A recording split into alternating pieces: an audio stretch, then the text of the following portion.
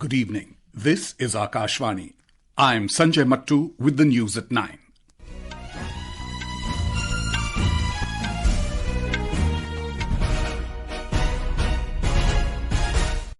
The headlines. New Delhi says India and US will work for betterment of people and ensuring peace and security. India cancels consular camps in Toronto due to lack of adequate security assurance from Canada. Government to bring National Counter Terrorism Policy soon, says Union Home Minister Amit Shah.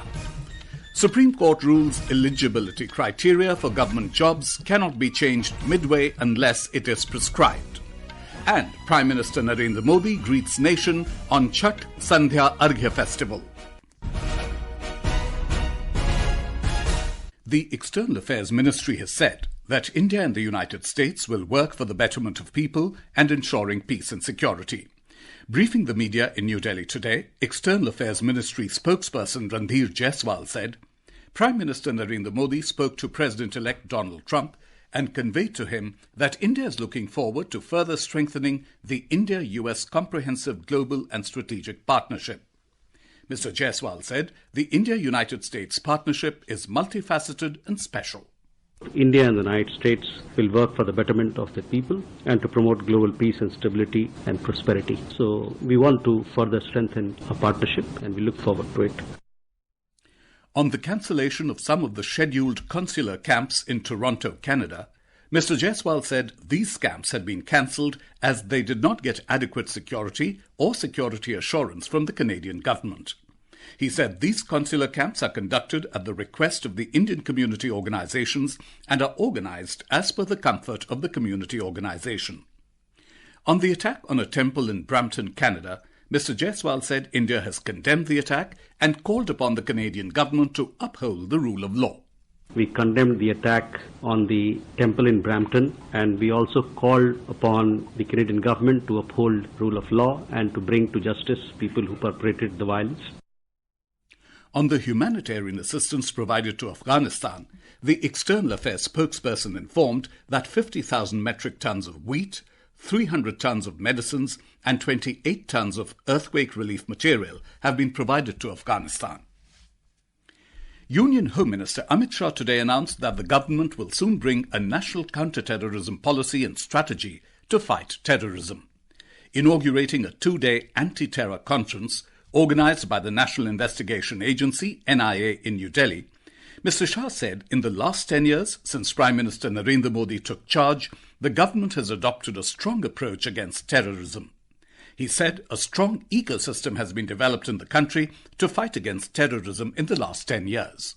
Terrorism, terrorist और terrorism के ecosystem के लड़ने के लिए गृह मंत्रालय ने जो प्रोएक्टिव अप्रोच बनाया है उसमें हम एक अगला कदम लेकर आ रहे हैं। कुछ ही महीनों में national counter terrorism policy and strategy लेकर हम आएंगे जिसमें आप सबकी भूमिका अहम होगी। भारत सरकार का गृह मंत्रालय पॉलिसी एंड स्ट्रेटेजी का दस्तावेज बना सकता है, इसमें हमें अपनी भूमिका का निर्वहन भी कर सकता है, परंतु जैसा मैंने कहा कि पुलिस राज्य का सब्जेक्ट है, लड़ना तो राज्य की पुलिस में ही पड़ेगा।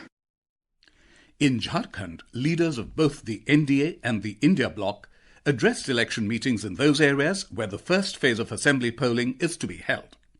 Addressing a rally at Hazaribagh, senior BJP leader and Union Minister Annapurna Devi claimed that people of Jharkhand are unhappy with the misrule of the Hemant Soren-led government in the state. Jharkhand में जिस तरह से राज्य की सरकार इंडी गठबंधन की सरकार है, लोग काफी त्रस्त है, लोग परेशान है। आज इस सरकार के द्वारा राज्य के लोगों को छलने का काम किया, तो अब आम जनता इस चुनाव का बीड़ा उठाई है और निश्चित रूप से आने वाले समय में जो एक संकल्प है लोगों का कि फिर से एनडीए की सरकार हमें बनानी है। Jharkhand Mukti Morcha leader Kalpana Soren held a public meeting at Khunti where she alleged that when the BJP was in power in Jharkhand, it pushed the state back.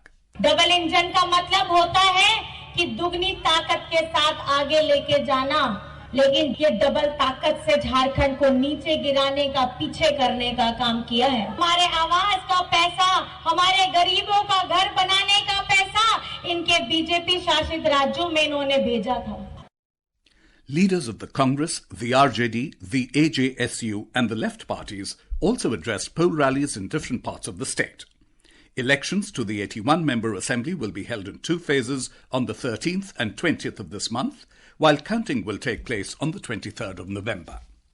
In Maharashtra, campaigning has intensified for the Assembly polls as the election date is approaching.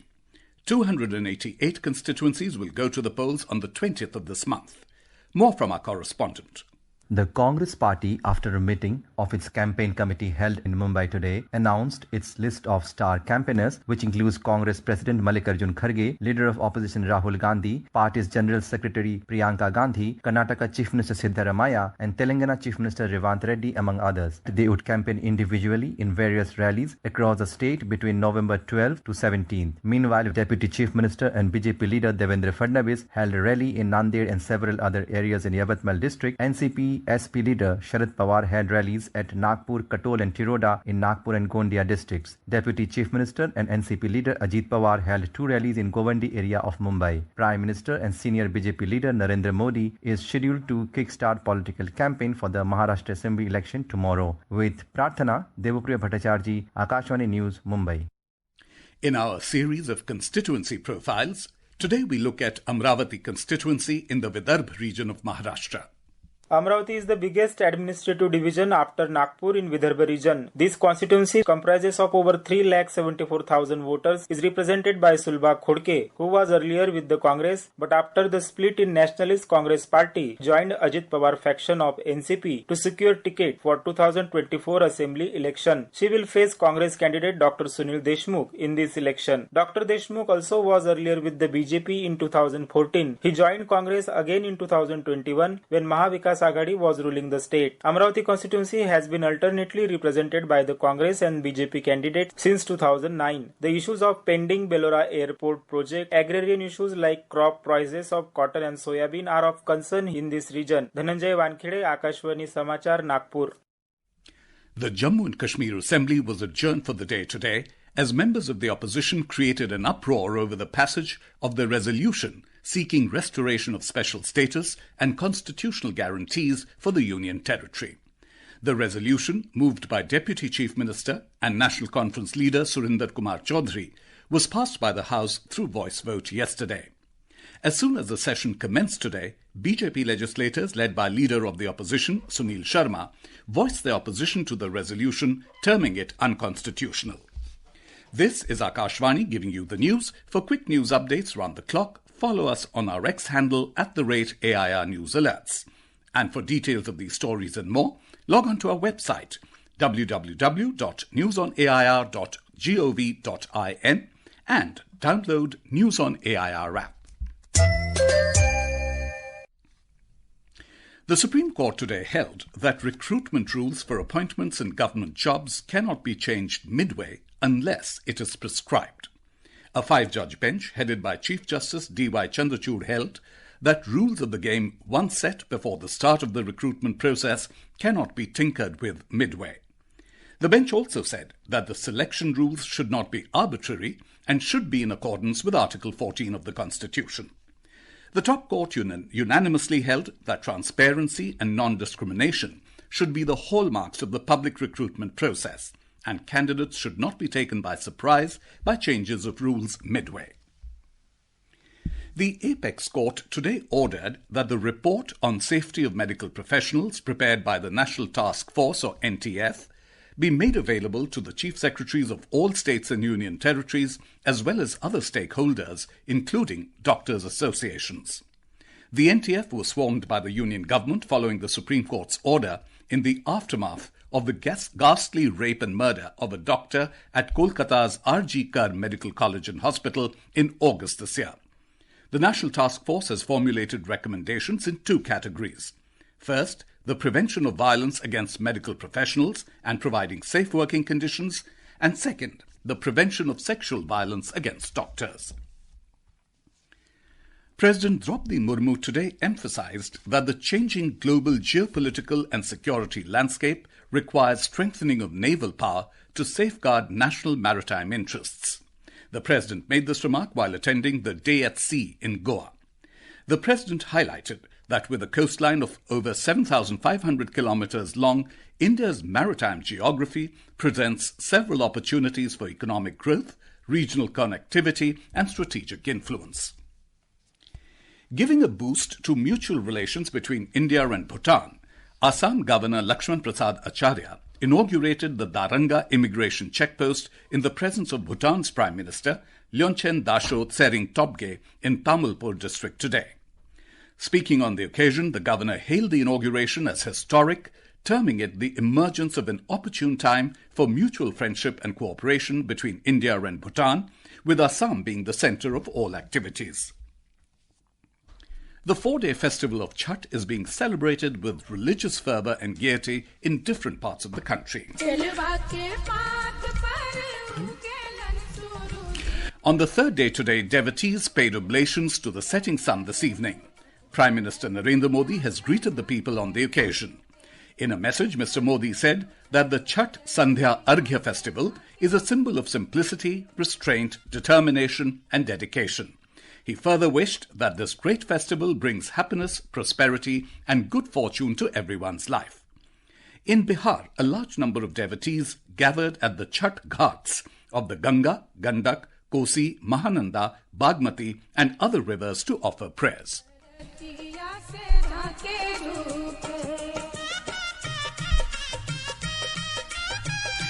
Devotees stood in waist-deep water to offer oblations to the sun god with offerings like seasonal fruits and ethnic Bihari cuisines such as thekua and khajuria.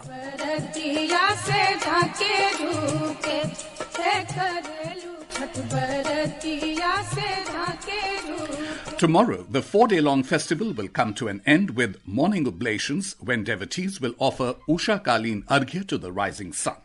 More from our correspondent. Lakhs of devotees and people also offered prayers at sun temples across the state on the third day of Chhath Puja celebrations at Dev Sun Temple in Aurangabad, Ongari Dham in Nalanda, Olark in Patna, Hadia Surya Mandir in Nevada and several other sun temples. A large number of people have also gathered from other states to observe Chhath Puja. Chief Minister Nitish Kumar and Union Health Minister JP Nadda visited different locations along the banks of River Ganga by a special cruise and extended greetings of the occasion to the people. Dharmendra Kumar Rai, Akashvani News, Patna. The Indian Railways is to run 164 special trains from tomorrow to facilitate travel of passengers returning to their destinations after celebrating various festivals. The Railways has planned around 476 trains in the coming 3 days. The last rites of renowned folk singer Shah Sandhya were held with full state honours at Patna in Bihar today. The mortal remains of the legendary singer, known as Bihar Kokila, were consigned to the flames at Gulbi Ghat in Patna on the banks of the Ganga River in the presence of a large number of fans, supporters and common people. Domestic benchmark indices today slumped over 1%. The broader market at the Bombay Stock Exchange also ended in negative territory. The mid-cap index slipped over 0.5% and the small-cap index lost over 0.4%. A report. The 30-share BSE Sensex tanked 836 points to close at 79,542, while the NSE Nifty 50 shed 285 points to settle at 24,199. In the forex market, the rupee today ended at 84 rupees and 37 paise against the US dollar. Brent crude was trading at $74.24 per barrel, and WTI crude was trading at $70.85 per barrel when reports last came in. Lalema Aneja Dang for Akashvani News. In tennis, India's Divid Sharan and his Israeli partner Daniel Quickerman will play in the men's doubles quarter-final of the HPP Open in Helsinki, Finland tonight. And now, before we end the bulletin, the headlines once again. New Delhi says India and US will work for betterment of people and ensuring peace and security. India cancels consular camps in Toronto due to lack of adequate security assurance from Canada. Government to bring National Counter Terrorism Policy soon, says Union Home Minister Amit Shah. Supreme Court rules eligibility criteria for government jobs cannot be changed midway unless it's prescribed. Prime Minister Narendra Modi greets nation on Chhath Sandhya Arghya festival. And for details of these stories and more, log on to our website newsonair.gov.in. That's all in the news at 9. Good night.